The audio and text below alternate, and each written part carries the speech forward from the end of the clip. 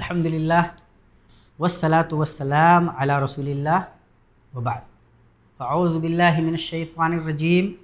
بسم اللہ الرحمن الرحیم ان ھذا القرآن یہدی للتی ہی اقوم۔ معزز ناظرین، قرآن کریم کی اس محفل میں آپ کا استقبال ہے۔ قرآن کریم کی اس محفل میں خلاصہ قرآن کریم کے اس پروگرام میں ہم آج 5ویں پارے میں اللہ تبارک و تعالیٰ کی طرف سے دی گئی ہدایات پہ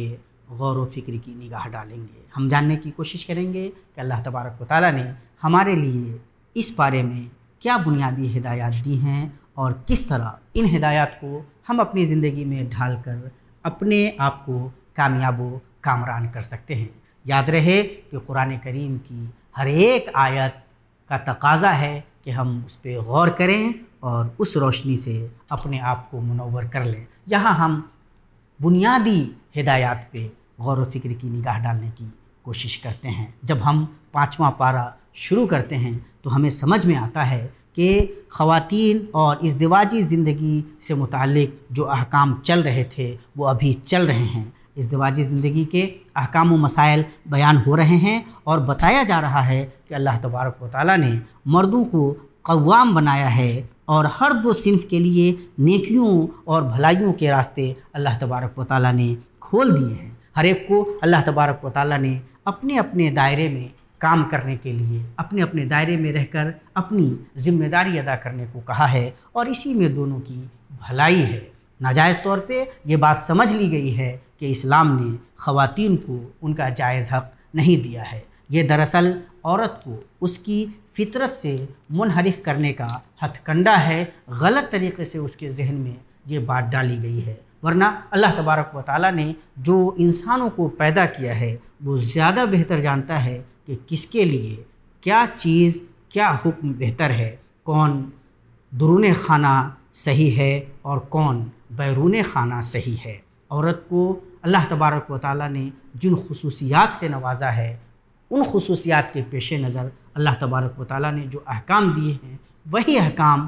خواتین کے لیے بہتر ہیں۔ مردوں کے قوام بنائے جانے کا مطلب یہ ہرگز نہیں کہ عورتوں کی اہمیت گھٹائی گئی ہے۔ ان آیات پہ غور کرنے سے ہم اس نتیجے تک پہنچتے ہیں کہ اللہ تبارک و تعالیٰ کے اس نظام میں ہر ایک کو اس کا مکمل حق دیا گیا ہے اور مکمل عدل و انصاف سے کام لیا گیا ہے۔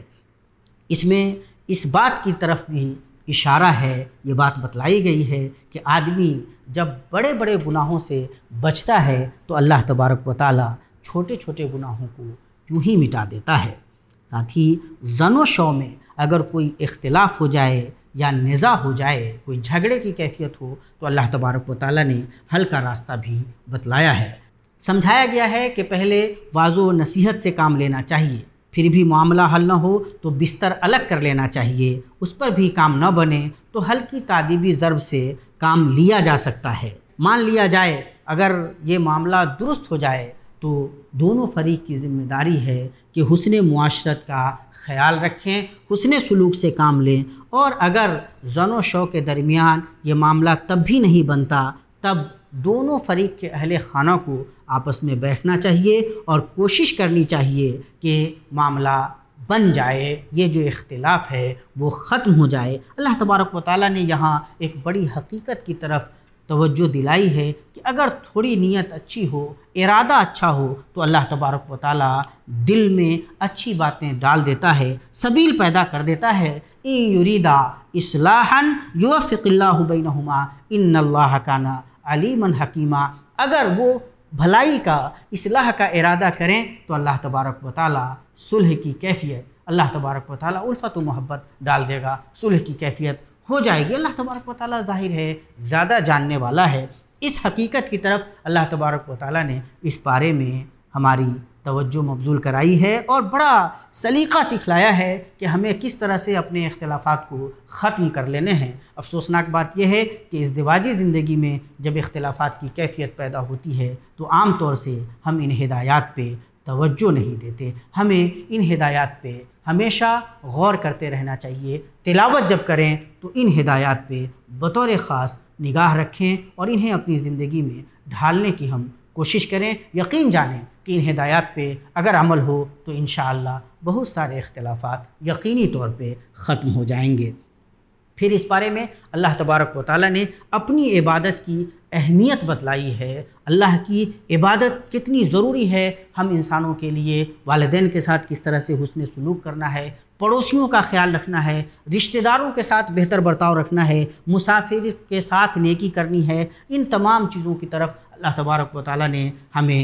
ہماری توجہ اللہ تبارک و تعالیٰ نے مبذول کرائی ہے، اور بخیلی کی مذمت کی گئی ہے، اللہ کی راہ میں خرچ کرنے پر ابھارا گیا ہے حسن نیت کے ساتھ، اور بتلایا گیا ہے کہ اللہ کا فضل ہے، یہ جو بھلائیاں ہمیں حاصل ہیں، یہ جو خوشحالی، یہ جو دولت ہمیں حاصل ہے، یہ اللہ تبارک و تعالیٰ کا فضل ہے۔ تو اس فضل کو اللہ کی راہ میں دینا چاہیے، اس سے اللہ تبارک و تعالیٰ فضل میں مزید برکت دے گا اور زیادہ اللہ تبارک و تعالیٰ کی طرف سے خوشحالی ملے گی۔ ساتھ ہی اللہ تبارک و تعالیٰ نے تیمم کی اجازت جو اسلام میں ہے اس کی آیت بھی یہاں ہے اور اس کے احکام بیان کیے گئے ہیں۔ اس سے پتہ چلتا ہے کہ اسلام کس طرح سے دین فطرت ہے اور اس میں انسانوں کی سہولت اور آسانی کا کتنا زیادہ خیال رکھا گیا ہے۔ آیت وضو پہ ہمیں بہت زیادہ غور کرنا چاہیے۔ علماء جو اسلام کے جانکار ہیں جب وہ غور کرتے ہیں تو بہت سے فوائد انہیں حاصل ہوتے ہیں۔ ہمیں بھی ان آیتوں پہ غور کی نگاہ ڈالنی چاہیے۔ پھر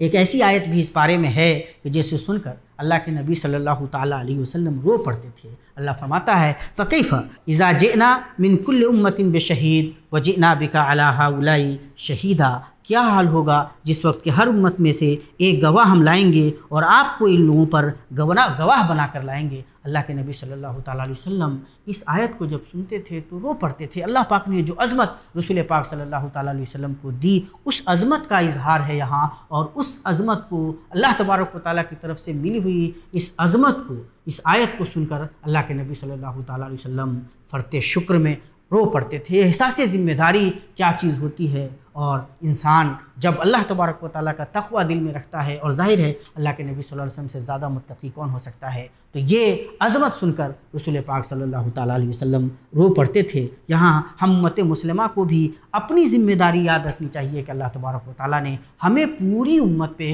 گواہ بنایا ہوا ہے، تو ہمیں کتنا اپنا جائزہ لینے کی ضرورت ہے۔ رسول پاک صلی اللہ تعالیٰ علیہ وسلم جنہوں نے اپنے کسی بھی معاملے میں، کسی بھی ذمہ داری میں کبھی کوئی کوتاہی نہیں کی، ان کا یہ عالم ہے، تو ہم امت مسلمہ کو کتنا زیادہ غور کرنے کی ضرورت ہے۔ پھر اللہ تبارک و تعالیٰ نے یہودیوں کی حق کے سلسلے میں جو دشمنی تھی، اس دشمنی کا ذکر کیا ہے، کس طرح سے وہ آیات میں تحریف سے کام لیتے ہیں، سچ کو قبول نہیں کرتے، اور یہ ساری چیزیں بیان کر کے اللہ تبارک و تعالیٰ دراصل امت مسلمہ کو خبردار کر رہا ہے کہ ان غلطیوں کا تمہیں شکار نہیں ہونا ہے، ان برائیوں میں نہیں پڑنا ہے۔ ساتھ ہی اللہ تبارک و تعالیٰ نے شرک کی ہلاکت خیزی کو بیان کیا ہے۔ شرک کتنا قبیح اور کتنا سخت اور کتنا بڑا گناہ ہے، وہ اللہ تبارک و تعالیٰ نے بتلایا کہ اللہ تعالیٰ شرک کو معاف نہیں کرے گا۔ ان اللہ لا یغفر ان یشرک بہ ویغفر ما دون ذلک لمن یشاء ومن یشرک باللہ فقد افتری اثما عظیما۔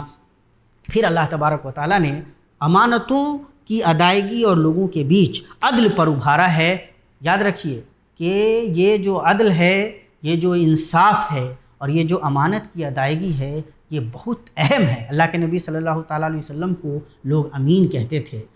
اور اللہ کے نبی صلی اللہ تعالیٰ علیہ وسلم کی جو انسانی اور اخلاقی عظمت تھی، اس میں اس امانت کا بہت بڑا کردار تھا۔ جس سماج میں امانت کی ادائیگی نہیں ہوگی اور جو سماج عدل پہ قائم نہیں ہوگا، وہ سماج قائم نہیں رہ پائے گا۔ عدل و امانت یہ بنیادی ریڑھ کی ہڈی کی حیثیت رکھتے ہیں، اور ہم مسلمانوں کو خاص طور سے ان چیزوں پہ دھیان دینے کی ضرورت ہے۔ اللہ فرماتا ہے ان اللہ یامرکم ان تعدوا الامانات الی اہلھا واذا حکمتم بین الناس ان تحکموا بالعدل۔ عدل یہی بنیاد ہے، معاشرہ اسی بنیاد پہ قائم ہوتا ہے۔ اللہ کے نبی صلی اللہ تعالیٰ علیہ وسلم کی زندگی میں اس کی بڑی اہمیت ہے، اور جب کبھی اللہ کے نبی صلی اللہ علیہ وسلم دیکھتے ہیں کہ عدل کے خلاف کچھ ہو رہا ہے تو آپ صلی اللہ تعالیٰ علیہ وسلم لوگوں کو ڈانٹتے ہیں۔ وہ واقعہ ہم میں سے تمام لوگوں کو یاد ہوگا کہ جب ایک خاتون نے چوری کی تھی اور اللہ کے نبی صلی اللہ علیہ وسلم سے اس سلسلے میں سفارش کی گئی، تو آپ صلی اللہ تعالیٰ علیہ وسلم نے اس حقیقت کی طرف لوگوں کی توجہ مبذول کی اور کہا کہ لوگ غریبوں پہ حد نافذ کر دیتے تھے، اور جب بڑے لوگ کوئی غلطی کرتے تھے تو حد نافذ نہیں کرتے تھے، وہ لوگ برے لوگ تھے۔ مسلمانوں کو یہ بتلایا گیا ہے کہ عدل کے اصولوں کی پاسداری کریں اور اس طرح سے اللہ تبارک و تعالیٰ کے حکم کے مطابق چلیں تو وہ ہمیشہ سرخرو رہیں گے۔ پھر ایک عظیم اصول کا ذکر ہے کہ مسلمانوں کو اللہ تبارک و تعالیٰ کی اطاعت کرنی ہے، رسول اللہ صلی اللہ علیہ وسلم کی اطاعت کرنی ہے، اولو الامر کی بات ماننی ہے، لیکن اگر کوئی اختلاف ہو جائے، کوئی معاملہ ہو جائے تو ویسی صورت میں اللہ اور اس کے رسول کی طرف رجوع کرنا ہے، کتاب اللہ اور سنت رسول اللہ کو فیصل بنانا ہے۔ یا ایھا الذین آمنوا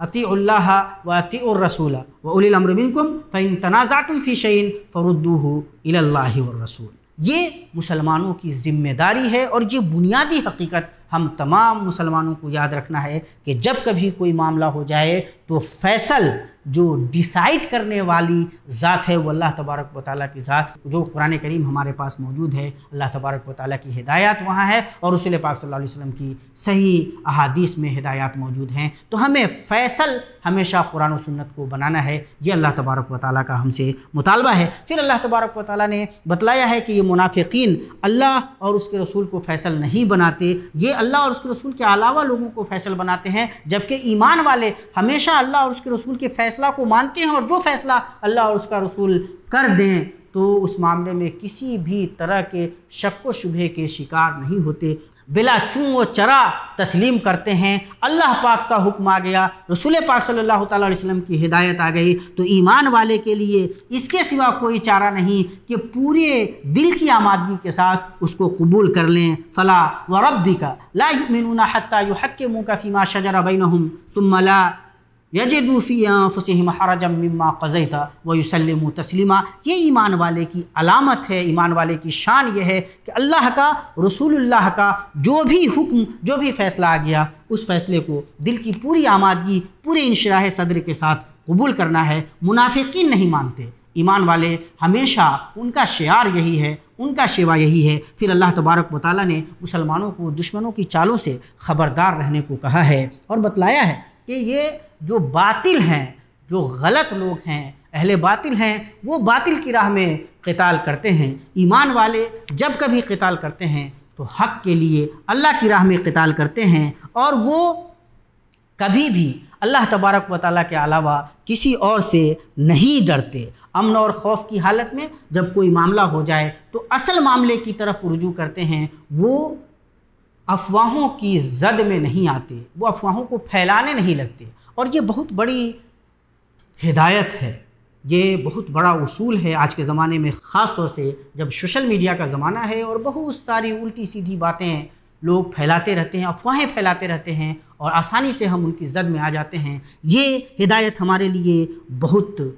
زیادہ اہم ہے کہ ہمارے پاس جب کوئی معاملہ آئے تو ہم اس معاملے کی حقیقت کو، جو اس معاملے کا آدمی ہے، جو صاحب معاملہ ہے، اس سے رجوع کر کے جاننے کی کوشش کریں۔ جب ایسا کریں گے تو بہت سارے جھوٹ کی ایسے ہی موت ہو جائے گی، بہت ساری افواہیں بے موت مر جائیں گی۔ پھر مسلمانوں کو ایک بڑا انتباہ دیا گیا ہے، ان سے بتلایا گیا ہے انہیں کہ قتل کتنا سنگین جرم ہے، اور پھر اگر غلطی سے قتل ہو جائے تو اس کے کیا احکام ہیں، اللہ پاک نے وہ بیان کیے ہیں، اور اگر جان بوجھ کر کوئی قتل کرتا ہے تو اس کی کیسی وعید ہے، کس طرح سے اللہ تبارک و تعالیٰ نے جہنم سے ڈرایا ہے۔ اور بہت سارے مسلم معاشرے میں مسلمانوں کو یہ بات یاد ہی نہیں ہے کہ انسانی جان کی کتنی زیادہ اہمیت ہے اسلام میں، تو ایک جان کو قتل کرنا گویا پوری انسانیت کو قتل کر دینا ہے۔ اگر بغیر کسی قصور کے کسی انسان کی جان لی جاتی ہے تو اسلامی اعتبار سے یہ پوری انسانیت کی جان لینا ہے، اور اگر کسی ایک انسان کی جان کی حفاظت کی جاتی ہے تو جیسے پوری انسانیت کی حفاظت ہے۔ ان آیات پہ غور کرنے کی ضرورت ہے۔ جس طرح سے لوگ آسانی سے قتل کر دیتے ہیں، اہل ایمان یہ غلطی آسانی سے نہیں کر سکتے، انہیں بہت زیادہ غور کرنے کی ضرورت ہے، اور مسلمان کا قتل تو کبھی بھی غلطی سے بھی انسان کو نہیں کرنا چاہیے۔ یہ قتل بہت ہی سنگین جرم ہے۔ اللہ تبارک و تعالیٰ کی دی ہوئی جان لینا یہ ہمارا اختیار بہرحال نہیں ہونا چاہیے، اور ہمیں یہ غلطی نہیں کرنی چاہیے۔ پھر اللہ تبارک و تعالیٰ نے حالت جنگ میں بھی نماز کا کیا طریقہ ہوگا اس کی وضاحت اللہ تبارک و تعالیٰ نے کی ہے، اور سفر کی حالت میں ہمیں کس طرح نماز ادا کرنی ہے، کس طرح قصر کرنے کا اللہ تبارک و تعالیٰ نے